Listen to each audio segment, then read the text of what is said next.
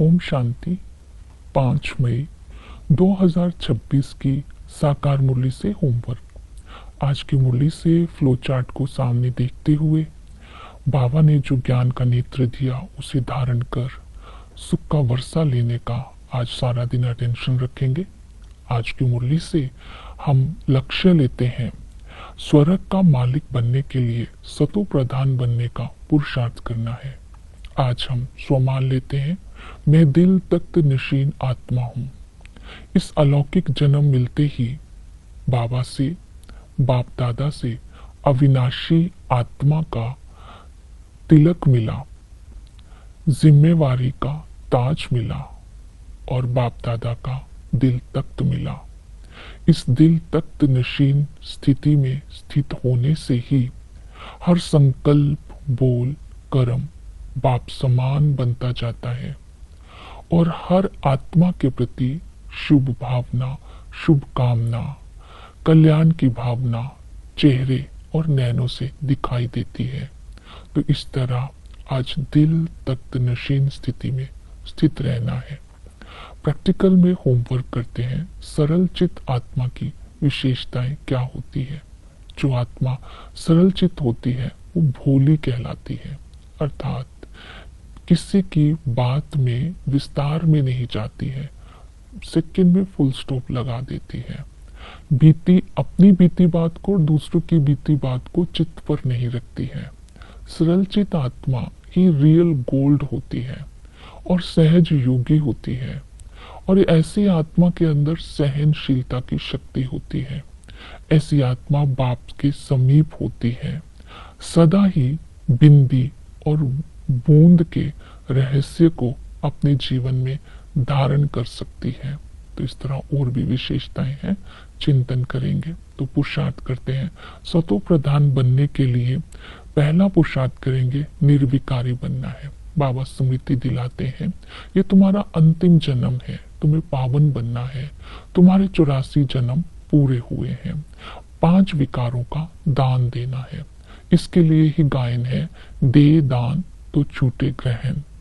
अर्थात 5 विकार जिसको रावण कहते हैं, उसको छोड़ने से आत्मा सतो प्रधान बन जाती है, क्योंकि विकारों रूपी रावण का ग्रहण आत्मा को लगा है। तो विकारों का दान देने की दूसरी विधि बताई, प्रतिज्ञा। तो संगम युग पर जब हम ब्राह्मण बनते हैं तो बाबा के साथ प्रतिज्ञा करते हैं, पहला दान हम किसी प्रकार के विकार में नहीं जाएंगे, क्योंकि आत्मा काम विकार में जाने से ही तमो प्रधान बन जाती है, पतित बन जाती है, विकारी बन जाती है, इंसोल्वेंट बन जाती है। तो इसलिए काम विकार नहीं करेंगे, ये प्रतिज्ञा बाप के साथ करनी है। तो बाबा सावधानी देते हैं कि काम विकार में आने से ही तुम्हारी ये हालत हो गई है। बहुत सारे नुकसान जो बाबा ने मुरली में बताए, चिंतन करने हैं कि इस विकार के आने से हमारी क्या स्थिति बन गई। दूसरा है निर्विकारी बनना है, तो अपना जन्म अपनी राजधानी स्मृति में रखनी है, अपना घर स्मृति में रखना है। इस संगम पर हम ब्राह्मण हैं, ये जन्म स्मृति में रहे। अपना घर हम शांति धाम जा रहे हैं, इसके बाद हम सुख धाम में आएंगे, ये स्मृति में रहे तो पवित्र सतो प्रधान बन जाएंगे। पवित्र बने बिना न शांति धाम जा सकते हैं, ना ही हम सुख धाम में जा सकते हैं। तो जन्म, घर और राजधानी से स्मृति में रखनी है। निर्विकारी बनने के लिए देही अभिमानी बनना है। तो संगम युग पर बाप हमें स्मृति दिलाते हैं, देही अभिमानी बन तुम बिल्कुल ही दुखी से, देह अभिमान में आने से तुम बिल्कुल दुखी कंगाल बन गए हैं। देही अभिमानी बनने से तुम आत्मा पावन बन सकती है। इसे ही आत्म अभिमानी स्थिति कहते हैं। जब हम स्व पर राज्य करते हैं तो देही अभिमानी में स्थिति है। जब आत्माओं के 7 गुणों को कर्म इंद्रियों के द्वारा यूज करते हैं तो आत्म अभिमानी स्थिति है। तो आत्मा स्वतः सतो प्रधान बन जाती है। श्रीमत पर ध्यान देना है। एक बाप की मत को ही श्रीमत कहते हैं। इससे ही हम ऊंच पद के अधिकारी बनते हैं। तो हलचल में अचल रहना है। ये पहली श्रीमत है। इसके लिए ड्रामा के राज को बुद्धि में रखना है।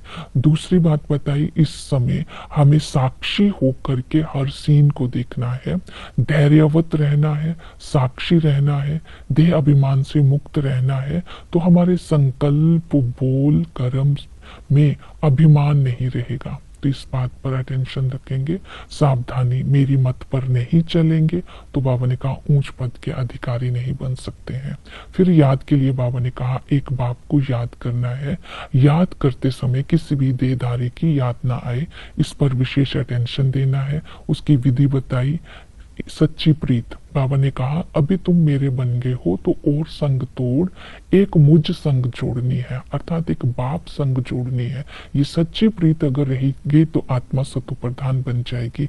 दूसरी विधि बताई, यथार्थ पहचान, अपने को आत्मा समझ मुझ परम पिता को याद करना। तो यथार्थ पहचान में आत्मा का चिंतन करना है। आत्मा ही निराकार है, आत्मा ही शरीर द्वारा पाठ बजाती है। आत्मा के शरीर, आत्मा का नाम नहीं होता, आत्मा के शरीर पर नाम पड़ता है। आत्मा शरीर बदलती रहती है। आत्मा एक शरीर छोड़ दूसरा शरीर लेती है। तो परमात्मा भी निराकार है। परमात्मा गर्भ झेल में नहीं जाते हैं।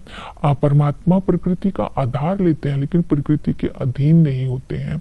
परमात्मा नाम रूप से न्यारे हैं और नाम रूप से न्यारे नहीं है। वो पतित पावन है, सदगति दाता है, ज्ञान के सागर है। तो उनके जब हम याद करते हैं तो आत्मा सत्व प्रधान बनती जाती है, तो बेहद के वर्ष के अधिकारी बन जाती है। तो संबंधों से बाप को याद करेंगे। पिता के संबंध से बाप से बेहद के सुख का वर्षा मिलता है, अर्थात हम स्वर्ग का मालिक बन जाते हैं। टीचर ज्ञान का सागर आकर के हमें ज्ञान का तीसरा नेत्र देते हैं और हमें ज्ञान भी देते हैं। तीसरे नेत्र से हमें सच्ची राह मिलती है, शांति धाम और सुख धाम की राह दे सकते हैं और 84 जन्मों का ज्ञान देते हैं। इस 84 जन्म के ज्ञान को बुद्धि में रखना है क्योंकि ये हमारा अंतिम जन्म है।